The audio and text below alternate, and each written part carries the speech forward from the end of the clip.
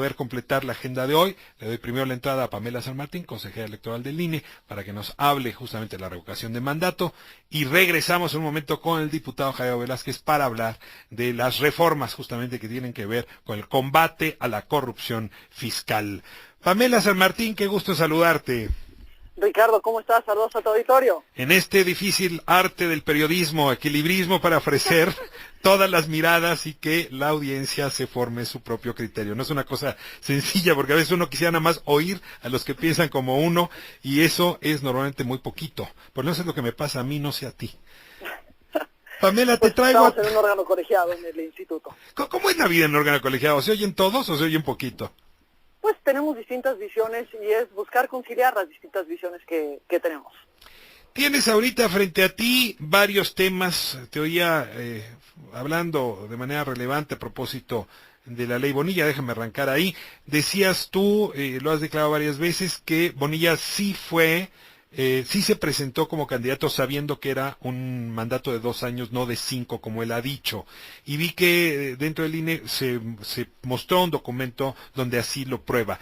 No le dediquemos mucho tiempo, pero nada más aclárame esto. Tú dices con convicción que Bonilla sabía que el mandato era por 2 años, no por 5. Absolutamente, no solamente lo digo por convicción, porque esté segura que lo sabía, lo tengo por certeza, porque cuando él se registró como candidato, impugnó el tiempo de duración de su mandato, precisamente porque era un mandato de 2 años que se había definido en el 2014, que se había emitido una convocatoria por parte del Instituto Electoral de Baja California, y él, cuando se registra como candidato, impugna el tiempo de duración y la Sala Superior termina determinando que tal como lo establece la Constitución, es 2 años. ¿Dónde ves terminando este asunto? ¿Qué crees que va a decir la Suprema Corte si te pido un poco que te pongas una bola de cristal enfrente? Pues yo esperaría que la Suprema Corte resuelva como lo ha resuelto anteriormente. Este no es un tema novedoso en cuanto a la regla de cuándo se puede determinar la ampliación o reducción de un mandato de un servidor público de elección popular. Cuando se determinó el mandato de 2 años en Veracruz, se impugnó esa determinación y la Suprema Corte señaló que los congresos pueden determinar un mandato más corto ante una situación excepcional siempre y cuando esto se determine hacia el futuro, es decir, antes de las elecciones, precisamente para que los ciudadanos y las ciudadanas tengan derecho a elegir por quién votan por un periodo determinado. O sea, ¿tú asumes que la ley que extendió a 5 años el mandato es inconstitucional o cabría que la Corte la sancionara como constitucional? Pues me parece que es absolutamente claro que es inconstitucional, puesto que, uno, las ciudadanas y los ciudadanos ya habían votado y la determinación de un gobernante es una determinación de las ciudadanas y los ciudadanos. Ese es un derecho que tenemos todas y todos y ya había sido ejercido en el momento que se modificó esta ley.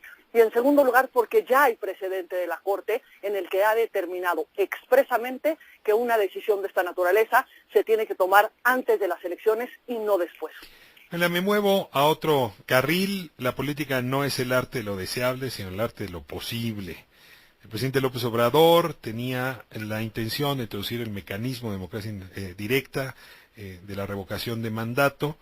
Lo más lógico es que ocurriera en la elección intermedia para que ahí se ratifique el mandato o se le revoque, pero los partidos de oposición no lo vieron con buenos ojos porque era una fórmula que a su vez permitía meter al presidente en la boleta, y sobre todo un presidente tan popular podía en efecto no ayudarles mucho a las oposiciones a crecer, lo cual desequilibraba.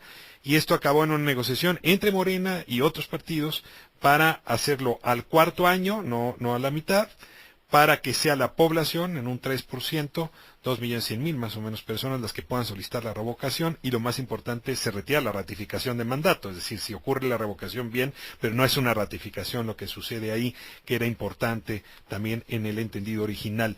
¿Cómo valoras tú esta solución posible, no deseable, pero sí posible, que aprobó finalmente nuestro Congreso? A ver, en primer lugar, efectivamente, la lógica de una revocación de mandato es una lógica que quien la puede solicitar son los ciudadanos que están en desacuerdo con la permanencia de un determinado Ejecutivo Federal. o de un ejecutivo local. Eso es, digamos, la lógica detrás de una revocación de mandato. Entonces me parece que el hecho de que sean las y los ciudadanos quienes lo determinen es la vía correcta para establecerlo. Ahora, en un sistema electoral como el que hemos construido, en el que una base fundamental es la equidad en la competencia y la no intervención de servidores públicos en la competencia político-electoral entre los partidos y los candidatos, tampoco se puede llevar a cabo a la par de una elección, precisamente porque hay un conjunto de restricciones hacia los servidores públicos para intervenir en la contienda electoral.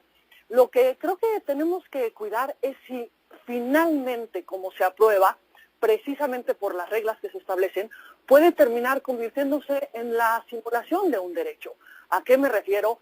Un derecho que está establecido en la Constitución, pero que materialmente es entre difícil e imposible de ejercerse. Si miramos, efectivamente se establece que tienen que pedir esto el 3% de los ciudadanos inscritos en la lista nominal, con una distribución del 3% en 17 estados. ¿Te parece muy alto el umbral? O sea, sí pusieron una condición francamente restrictiva de la democracia participativa. Y esperemos a ver el transitorio, porque el transitorio te establece la regla para la revocación de mandato de los gobernadores. Y en ese caso no es un 3%, es un 10%. O sea, en realidad no va a haber revocación de mandato. ¿Nos dieron a tole con el dedo? Me parece que hay un gran riesgo de que sea una simulación, porque además es el 3% en un periodo que no es claro en la Constitución. La Constitución, como quedó redactada, hay una discusión respecto de si este porcentaje se tiene que recabar en un mes o en 3 meses, porque se señala que se tiene que pedir en 3 meses, pero que se tendrá que recabar las firmas en el último mes. Entonces, si estamos hablando de recabar el 3% de la lista nominal en un periodo tan breve, se puede terminar convirtiendo en un ejercicio de simulación en el que el derecho está establecido en la Constitución, pero es una carrera de obstáculos que puede ser prácticamente imposible de llevar a cabo. Ahora, Pamela, déjame ponerlo del otro lado. Puede ser que en este momento sea muy restrictivo, pero por lo menos ya metiste el concepto en la Constitución.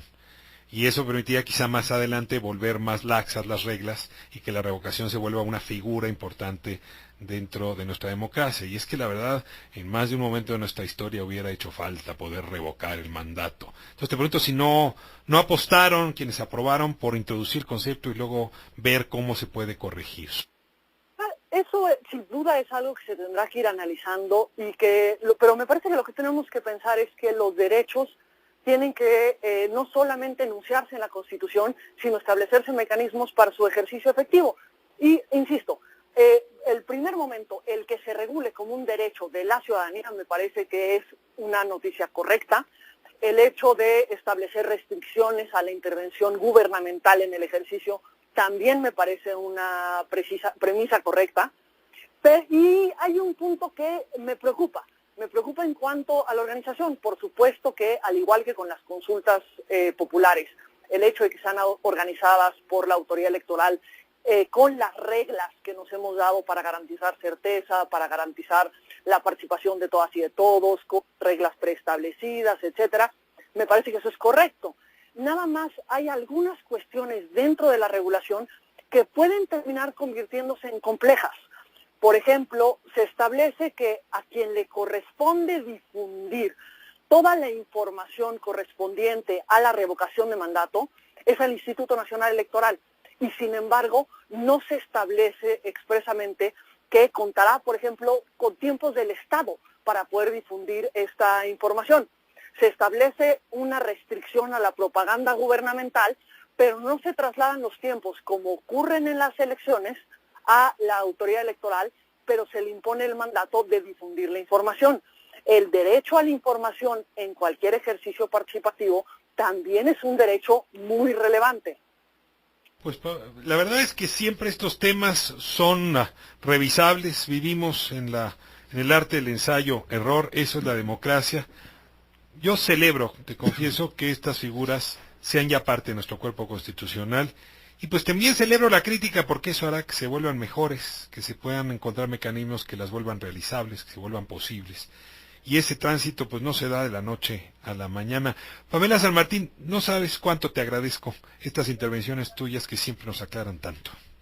No, te agradezco a ti, Ricardo, y creo que sin duda siempre es de celebrarse establecer derechos a favor de la ciudadanía, pero un punto esencial siempre va a ser también que los derechos no sean enunciaciones constitucionales, sino realidades que tengan garantías para su ejercicio. O sea, no basta con ponerlos en la Constitución, hay que ponerle ruedas al autobús para que sean de realidad. Y para que no estemos en simulaciones de ejercicios de derechos, sino ejercicios reales de derechos que puedan ser efectivos en el mundo. Pamela, muchísimas gracias. Nos despedimos y en breve espero tenerte en esta cabina. Tengo muchas cosas que preguntarte. Me gustaría verte cara a cara para seguirlas conversando. Cuenta con ello cuando tú gustes. Nos vamos con Pamela San Martín, pero regresamos.